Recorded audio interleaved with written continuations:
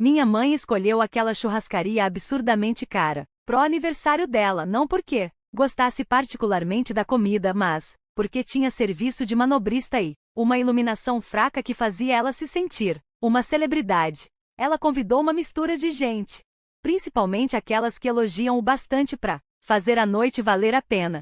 Eu não fui exatamente convidado, era mais esperado. O mesmo, com a conta fui eu quem pagou, como sempre, em silêncio. Sem um obrigado, sem ninguém oferecendo dividir, só essa regra tácita de que o Jack cuida de tudo. Cheguei um pouco atrasado, não foi de propósito, mas também não me apressei. Quando entrei, eles já estavam no meio dos aperitivos. Becca olhou pro celular, como se eu tivesse atrapalhado. Meu pai nem levantou o olhar. Minha mãe me deu um aceno preguiçoso, como se eu fosse o garçom. Sentei na ponta da mesa, devia ter umas 12 pessoas no total, uns primos, umas tias e 2 mulheres que eu nem conhecia, que provavelmente estavam lá só para preencher o lugar e elogiar o novo corte de cabelo da minha mãe. O jantar foi arrastado. Fiquei calado e deixei eles conversarem entre si. Becca falou sobre sua crítica de vinhos, seu bico, como se fosse o próximo Netflix, o que ela nunca ganhou um centavo, mas eu agi como se devesse estar orgulhoso. Meu pai ficou soltando indiretas sobre como alguns de nós trabalham para viver, sempre que eu mencionava algo minimamente bem-sucedido. E minha mãe só sorria para todo mundo como se estivesse dando uma audiência. Aí veio o brinde. Meu pai se levantou e brindou. A sala ficou em silêncio. Ele sorriu para minha mãe. Achei que seria o de sempre para minha linda esposa, alguma piada interna dos tempos de faculdade.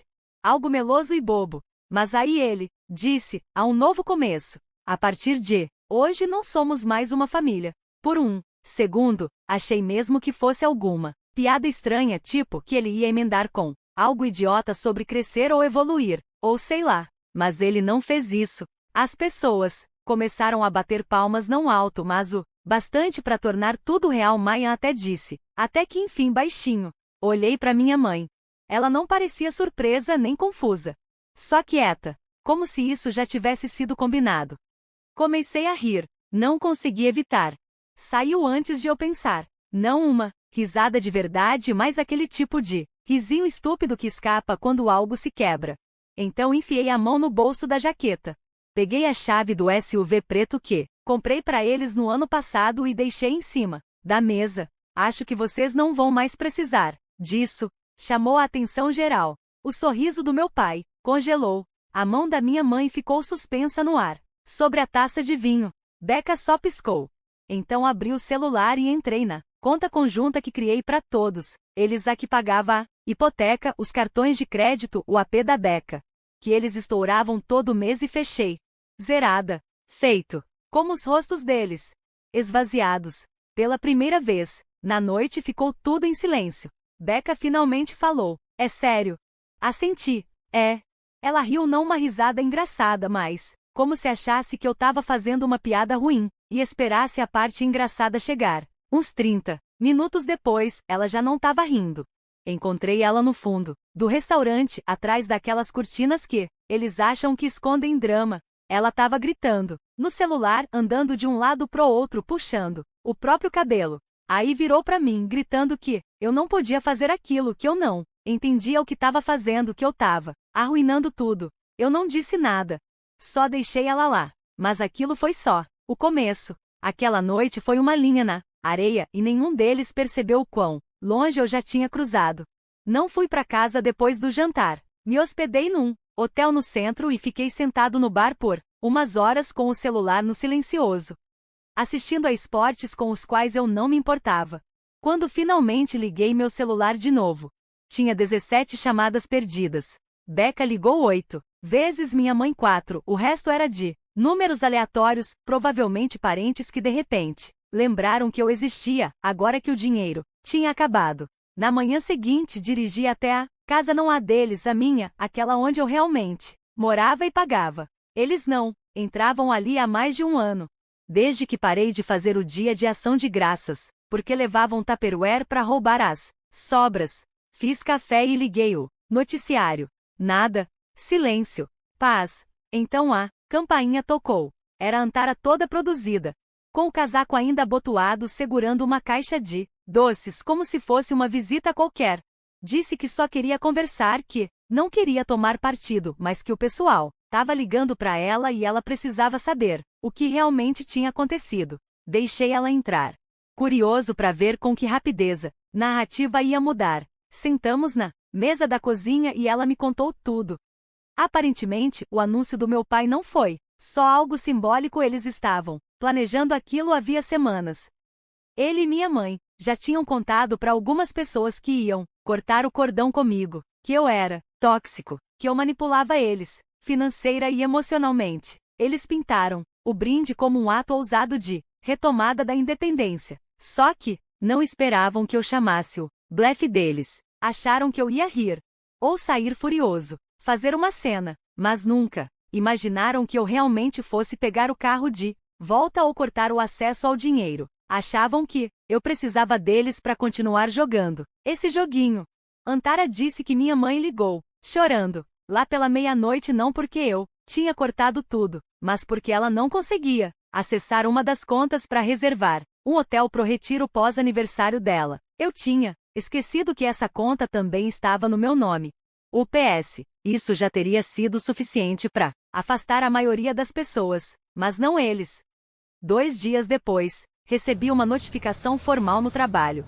Minha mãe e meu pai estavam me processando por 4 anos de abuso financeiro de dependentes idosos. Quase ri na sala de RH quando li. O processo alegava que eu os coagira a firmar acordos financeiros e que usava a obrigação familiar para exercer controle indevido sobre os recursos deles. Eles distorceram tudo, cada empréstimo, cada pagamento de carro, cada cheque de mensalidade da beca, como se eu tivesse chantageando eles. O advogado que encontraram devia estar desesperado ou totalmente alheio ao fato de que era eu quem bancava tudo. A melhor parte? Becca se juntou a eles. Ela mandou um e-mail para a caixa de entrada geral do meu trabalho, alegando que eu a havia assediado, anexando prints de mensagens completamente normais que eu tinha mandado, tipo, você deixou o seu carregador aqui, como se fossem provas. Acho que ela achava que quanto mais dramática fosse a história, mais chances alguém teria de ficar do lado dela. Eu não respondi publicamente, não postei nada, mas comecei a juntar evidências, prints de conversas, extratos bancários, gravações de voz, mensagens da minha mãe, implorando por dinheiro do aluguel e prometendo me pagar quando a carreira de escritora dela decolasse. Mensagens de voz bêbadas do meu pai, dizendo que precisava de ajuda para cobrir uma segunda hipoteca que ele tinha feito, secretamente, para comprar um apartamento para Becca. Mas a próxima surpresa não veio de mim. Veio da Lily, minha prima, aquela quietinha, que sempre ficava sentada num canto da sala, nos encontros de família, mexendo no celular. Ela postou um TikTok, só ela, sentada na cama, falando sobre como é real o abuso financeiro quando seu primo vira bode expiatório da família inteira, depois de ter sido o caixa eletrônico deles por 10 anos. O vídeo explodiu de verdade. Explodiu mesmo. 500 mil de visualizações em um dia. Ela não mencionou nomes, mas as pessoas começaram a ligar os pontos. Os comentários encontraram o canal de análise de vinhos da Becca e começaram a pressionar tanto que ela apagou metade dos vídeos em menos de uma semana. O processo foi retirado, mas minha mãe e meu pai ainda não tinham desistido. Começaram a visitar parentes, um por um, não para se desculpar, mas para envenenar a imagem, dizendo que eu tinha perdido a cabeça, que eu era cruel, vingativo, que usava dinheiro para punir o amor. Só que, dessa vez, ninguém estava acreditando. Pela primeira vez, as ligações que eu recebia não eram cobranças, eram desculpas. Eu não sei o que deu nos seus pais. Sempre achei que tinha algo estranho, mas não quis dizer nada. Tenho vergonha de ter ficado calado por tanto tempo. Isso deveria ter sido o fim, mas eu também não tinha terminado. Foi estranho como tudo ficou em silêncio depois que o processo foi arquivado, como uma tempestade que some de repente, mas deixa a cidade inteira parada, esperando o próximo trovão. Mamãe e papai não ligaram. Becca sumiu da internet por um tempo. Quase pensei que eles tinham entendido a mensagem, mas eu conhecia eles. Silêncio, para eles, não era rendição, era preparação. E eu não esperei. O engraçado de quem finge ser independente É que sempre esquece quantas cordas permitiu que outra pessoa segurasse. Então comecei uma pequena cirurgia. O SUV já tinha sido rebocado e vendido. Mas eu não peguei o dinheiro. Comprei um Honda velho, paguei à vista, e mandei entregar na garagem deles, com um laço e um cartão dizendo: "Vamos ver o quão livres vocês realmente são." Eles não me agradeceram, mas também não devolveram. Então cancelei o plano de telefone da família. Aparentemente, nenhum deles fazia ideia do quanto da vida deles estava amarrado àquele número. Becca perdeu o acesso a todas as redes sociais de uma vez. Mamãe não conseguia entrar no e-mail. Papai perdeu 3 partidas de golfe, porque ninguém conseguia falar com ele. Esperei 3 dias, e mandei uma captura de tela de uma mensagem que a Becca tinha postado 2 anos atrás, implorando ajuda para eu montar o CNPJ dela, porque ela não entendia contratos. Em seguida, veio a hipoteca, aquela que coassinei anos atrás, porque o crédito do papai era uma piada, e a mamãe chorou dizendo que não queria perder a casa onde os filhos cresceram. Eu tinha uma cláusula nos papéis, discreta, mas eficaz, que meu advogado sugeriu, quando montamos tudo. Dizia que, se qualquer das partes rompesse os laços familiares, publicamente, o contrato poderia ser dissolvido e o pagamento acelerado. Demorei menos de 5 minutos para ativar. Agora, eles tinham 30 dias para pagar tudo de uma vez. Foi aí que começou o pânico de verdade. Minha mãe ligou primeiro. Eu não atendi. Ela deixou uma mensagem de voz, começou calma, e depois foi se quebrando no meio de uma fala sobre traição. Eu não me importei. Então veio o papai. Ele apareceu no meu escritório. Minha assistente ligou dizendo que tinha um cara lá embaixo, gritando que eu estava destruindo meu próprio sangue. Eu pedi para ela chamar a segurança do prédio. Quando o escoltaram para fora, ele olhou direto para a câmera no saguão e fez um gesto obsceno. Eu recortei a filmagem e mandei para ele por mensagem: "Nova foto de família." Mas a parte mais satisfatória foi a Becca. Ela me mandou uma mensagem de um número desconhecido. "Não consigo fazer login em nada. Isso não tem graça." Ignorei. Então ela tentou de novo. "Por favor, tenho acordos de marca dependendo disso." Respondi com um link para política de reembolso, de um curso de marketing digital. Sem contexto, sem legenda. Ela não respondeu. Todo mundo ficou em silêncio de novo. Até que a Antara me convidou para jantar. Só ela, a Lily e uns primos. Eu disse sim, sentia que devia a eles mais do que silêncio. Quando cheguei lá, não esperava o que veio depois. Eles me deram um álbum de recortes, fotos antigas, histórias, cartas, coisas que eu não via há anos. Alguns eram desenhos bobos que fiz na segunda série. Cartões de aniversário velhos, mas no meio estavam cópias de e-mails. Prints de conversas de texto entre meus parentes. Mensagens que rolaram pelas minhas costas durante anos. Tinham alertas sobre como minha mãe tinha ficado arrogante. Como a Becca se gabava de me manipular. E até um e-mail do meu pai dizendo literalmente: "O Jack viu o plano de aposentadoria." No final, todos assinaram uma carta. Disseram que estavam arrependidos, envergonhados por não terem dito algo antes. Isso não consertou tudo, mas me deu paz. E eu tinha um último movimento. Não para destruir, só para fazer com que eles sentissem. Peguei todos os extratos bancários, históricos de transferências, recibos, montei um relatório completo e enviei anonimamente para o IRS. Deixei que eles explicassem como 3 adultos desempregados viviam numa casa de $500.000. Viajavam 2 vezes por ano e alegavam renda zero. Eles queriam independência. Agora tinham. Pela primeira vez em anos, eu finalmente me senti livre. Fazia só algumas semanas, desde que mandei aquele pacotinho bonito pro IRS. Mas os efeitos já estavam aparecendo. Mamãe parou de postar no Facebook. Pode não parecer muito, mas essa mulher fazia lives só para regar as plantas. Agora, silêncio total. Sem indiretas, sem frases enigmáticas, sem ataques passivo-agressivos para filhos ingratos. Ela simplesmente sumiu. Papai tentou vender os tacos de golfe que eu dei para ele. Eu sei porque ele anunciou numa conta fake no Craigslist. Mas meu primo James, que trabalha com Ti, rastreou o IP só por diversão. A gente riu disso por quase 1 hora. Mas o verdadeiro choque veio numa tarde, quando a Lily mandou uma mensagem. Você tá livre hoje à noite? Vai ter uma reunião. Chegou a hora. Eu não fazia ideia do que ela estava falando. Foi aí que descobri que meu pequeno ato de rebeldia tinha desencadeado algo maior. Não eram só meus pais, que tratavam a família como uma fonte de dinheiro fácil. Aparentemente, outros parentes distantes, com quem eu mal falava, estavam fazendo a mesma coisa. Quando cheguei na casa da Lily, tinham 10 pessoas sentadas na sala de estar. Reconheci a maioria. A prima Raquel, de Nova Jersey, ela costumava me mandar cartões de Natal educadinhos. Até que se divorciou, e foi cortada pelas mesmas pessoas, que a faziam pagar pelas reuniões de família.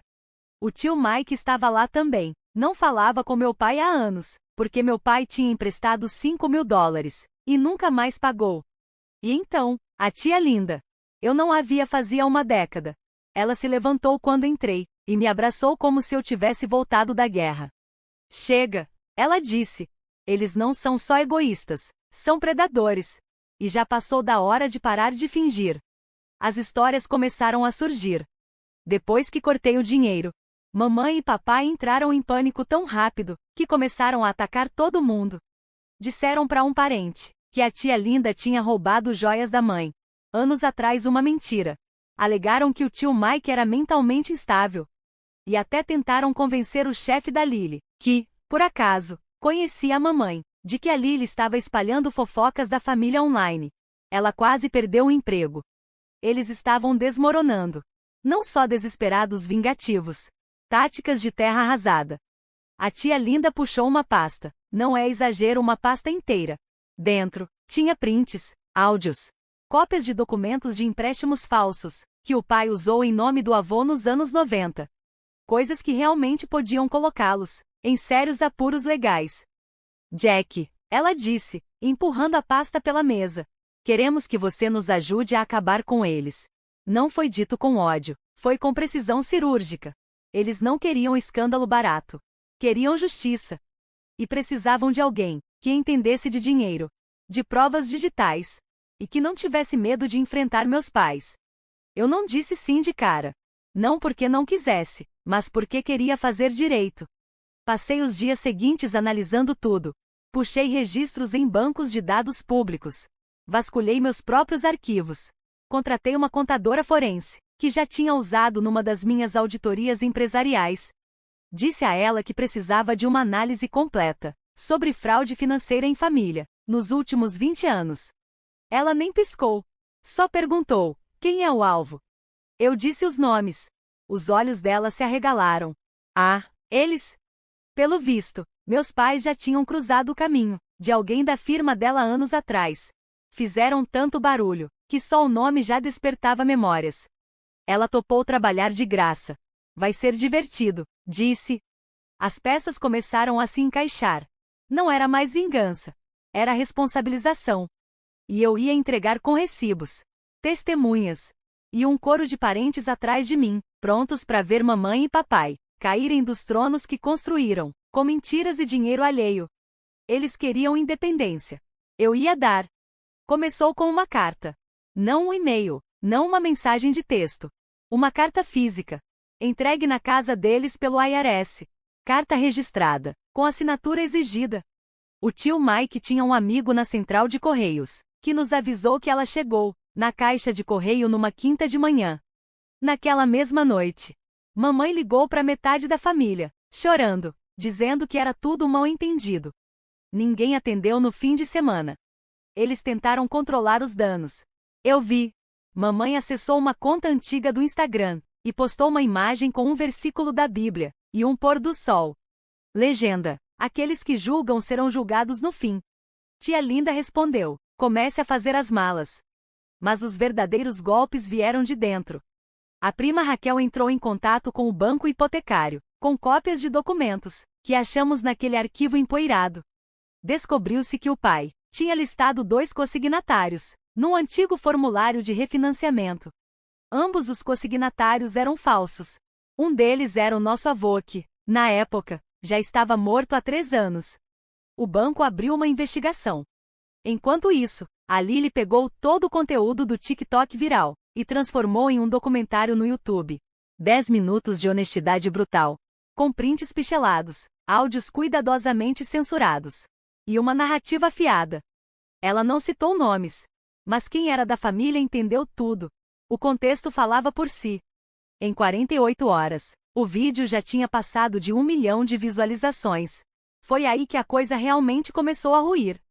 O amigo de golfe do meu pai, aquele que levantou o copo no brinde do jantar, descobriu-se que era sócio oculto de um negócio paralelo, que meu pai criou basicamente como esquema de evasão fiscal. Depois que o vídeo viralizou, ele pulou fora, alegando preocupação com sua imagem pública. O pai ficou sozinho com o prejuízo, 2 anos de impostos atrasados, e uma ligação inesperada do contador, que, segundo a Lily, arruinou o 9º buraco de golfe dele naquele dia. A mãe tentou jogar a Becca debaixo do ônibus. Disse para a família que a ideia da conta fiduciária tinha sido da Becca, e que ela nunca quis o meu dinheiro, só aceitou por insistência da filha. Becca respondeu com um áudio de 3 minutos, que mandou para todos os grupos de família, em que ainda não tinha sido bloqueada. Chamou a mãe de mentirosa, e contou que foi ela quem implorou para manter as aparências, me mantendo preso na história. Agora não era só isolamento, era guerra interna. Becca perdeu 2 contratos de patrocínio, depois que seguidores começaram a ligar o nome dela ao documentário da Lily. A caixa de entrada dela lotou de mensagens furiosas, prints antigos onde ela aparecia rindo do meu colapso no jantar. Um dos patrocinadores ainda exigiu o reembolso do último pagamento, citando dano à reputação.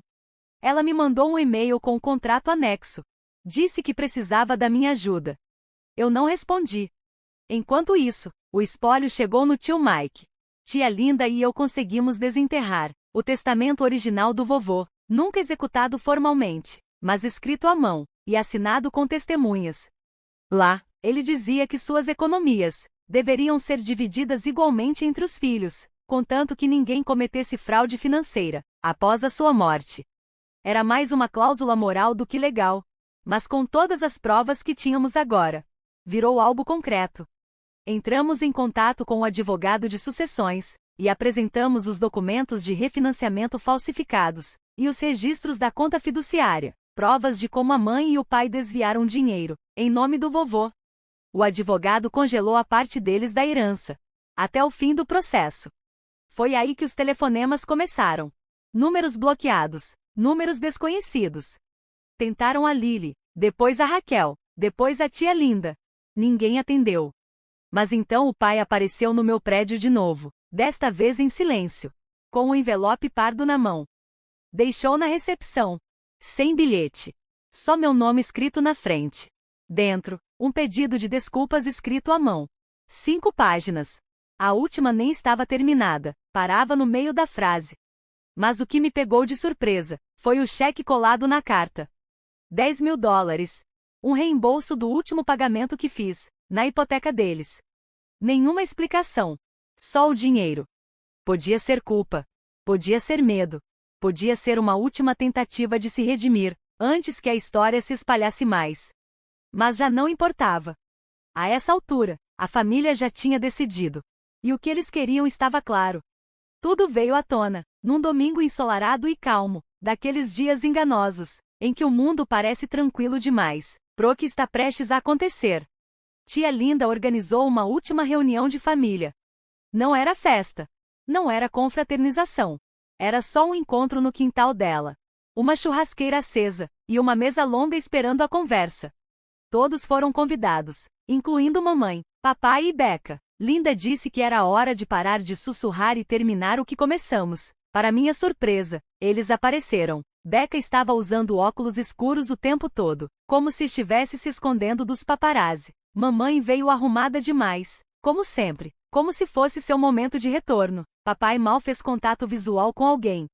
O silêncio quando eles chegaram foi tão pesado que quase dava para cortar com uma faca. Linda não perdeu tempo, sem rodeios. Ela foi direta, contou a todos o que havíamos descoberto, a fraude, as mentiras, os anos de manipulação. Ela distribuiu cópias dos documentos de refinanciamento, dos registros do fundo fiduciário, até capturas de tela de mensagens de texto onde mamãe e papai estavam combinando histórias sobre quem merecia mais da herança do vovô. Foi quando Raquel se levantou, em silêncio, mas de forma bem clara, Ela leu em voz alta os nomes de todos os primos, tias e tios que emprestaram dinheiro para mamãe e papai ou que foram cúmplices por encobrir algo. Ela levou 7 minutos para ler todos os nomes. Ninguém a interrompeu. Lily pegou um pendrive e reproduziu uma mensagem de voz de Becca para uma amiga. Becca dizia que eu era basicamente um capacho com uma carteira e que ia chorar quando ele finalmente nos cortasse, mas só até outra pessoa pagar o aluguel. Becca nem tentou negar. Ela apenas se levantou e foi até o fundo do quintal sozinha. Então, chegou a minha vez. Eu não fiz um discurso, apenas me levantei, olhei para as pessoas que me criaram e entreguei a elas um envelope. Dentro, havia cópias de documentos que eu já tinha enviado a um serviço jurídico, declarações formais cortando todos os laços financeiros, legais e pessoais. Eu tinha escrito essas cartas há 6 meses, mas ainda não as tinha enviado. Agora elas eram reais. Mamãe abriu a dela, olhou para o conteúdo e perguntou se eu estava falando sério. Papai não disse uma palavra, só olhou para a mesa. Becca não voltou, ninguém bateu palmas, ninguém comemorou, mas o ar estava diferente. Pela primeira vez na minha vida, eu senti que não estava sozinho. Então Linda anunciou a verdadeira surpresa. Ela estava assumindo a casa do vovô. Acontece que ela vinha trabalhando discretamente com o advogado patrimonial por meses. Com a fraude exposta, os ativos estavam sendo redistribuídos. Em vez de deixar as coisas apodrecerem ou vendê-las, ela decidiu transformar a casa em algo útil, um fundo familiar, mas agora com regras reais. Só parentes que tivessem contribuído financeiramente ou emocionalmente, através de cuidados, poderiam se beneficiar. Não era mais sobre dinheiro, era sobre valores, limites, respeito pelas pessoas que realmente se importavam. Mamãe e papai não se qualificavam, Becca também não. Quando todos se levantaram para comer, conversar, se reconectar, mamãe ficou congelada, o envelope na mão. Papai saiu, não se despediu. Apenas passou pelo portão como alguém que sabia que tudo tinha acabado. Becca foi embora alguns minutos depois, sem dizer uma palavra. Duvido que ela diga alguma coisa. Eu fiquei até o final, ajudei a limpar, contei histórias que não compartilhava há anos. Senti algo que não sentia há muito tempo, alívio. Não porque eu tinha vencido, mas porque o jogo finalmente havia acabado. Não nos vingamos, recuperamos nossa família.